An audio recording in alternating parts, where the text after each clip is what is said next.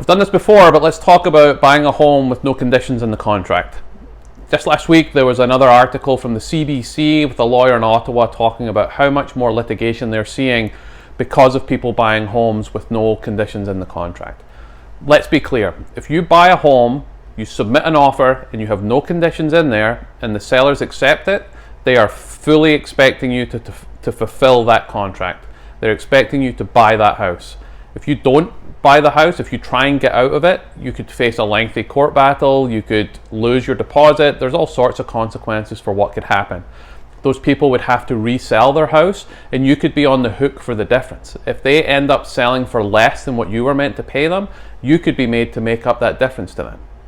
On top of that, when you move in the house, if you start to find minor things around the house, some not so minor depending on your point of view, that are wrong, and you bought the house without a home inspection or any sort of due diligence, you can't then go back to them and start complaining.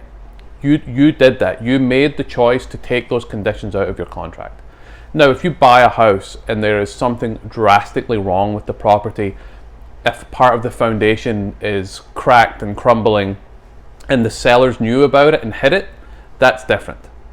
But minor details around the house that you should have reasonably been aware of, or you had a reasonable opportunity to become aware of that you chose not to, then that's on you.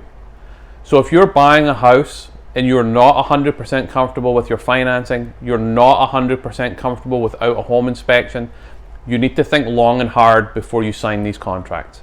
You can do pre-inspections where you visit the property before the offer date and have a home inspector come with you.